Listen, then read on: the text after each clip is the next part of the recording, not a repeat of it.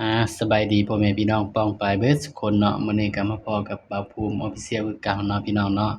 สำหรับมื้อนี้เนาะบ่าวภูมิก็สิมาตามแนวทาง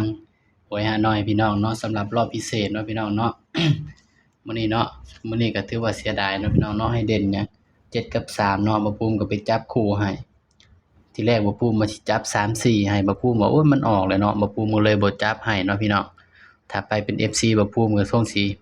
ได้ยินบ่ภูมิเว้าเนาะว่า3 4มันออกแล้วเนาะบ่ภูมิเลยก็บ่จับให้เนาะก็เลยไปจับ30แทนบัดว่าพี่น้องมันออกซะ034บัดว่าเนาะพี่น้องสำหรับน้อยพิเศษเนาะโอ้ยเสียดายอยู่พี่น้องเอ้ย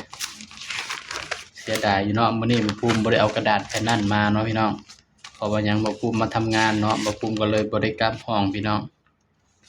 ก็เลยบ่เห็นเนาะแต่ว่าบ่ภูมิให้เด่น7กับ3นี่แหละพี่น้องบ่ภูมิก็จำได้อยู่เนาะมันก็ออก034ก็26นี่แหละเนาะพี่น้อง034ก็ข้างล่างออก26เนาะเราภูมิก็จำได้อยู่พี่น้องข้างล่างออก06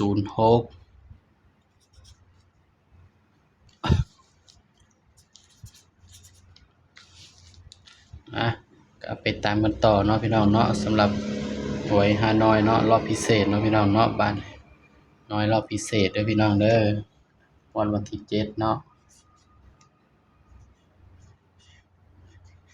7 มีนาคมเนาะพี่น้องปากกาบ่ภูมิตกพื้นพี่น้องเอ้ยก็เลยใช้ปากกาแดงเขียนพี่น้อง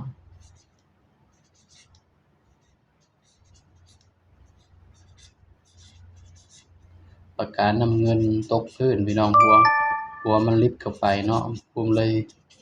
บ่มีปากกาเขียนเนาะพี่น้องเนาะนี่ภูมิก็ต้องใช้ปากกาแดงเขียนเด้อพี่น้องเด้อนี่ ก็อย่าว่ากันเด้อพี่น้องเด้อนี่บ่ภูมิใช้ปากกาแดงเขียนเนาะนี่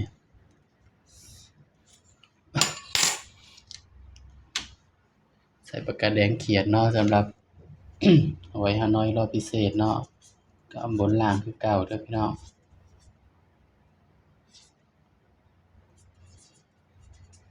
สำหรับตัวเด่นเนาะบ่ภูมิให้เด่นไปที่8กับ9เด้อพี่น้องเด้อนี่สำหรับน้อยมื้ออื่นน้อยเด่น8กับ9เนาะปากกาบ่ภูมิเบิดพี่น้องมันบ่แม่นเบิดดอกมันตกพื้นเนาะให้เด่น8กับ9เนาะพี่น้องเนาะนี่ สำหรับฮานอยมื้ออื่นเนาะน้อยรอบพิเศษเด้อพี่น้องก็มาจับคู่ร่วมกันเลยพี่น้องบัดนี้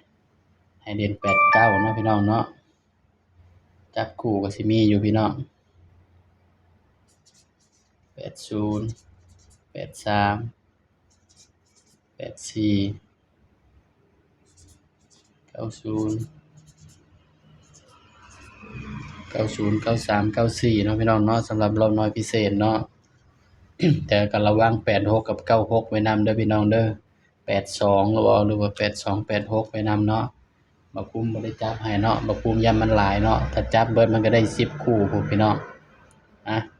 ก็มีส่ำนี้เนาะพี่น้องเนาะตัวเด่นก็ให้เด่นไปที่8เนาะ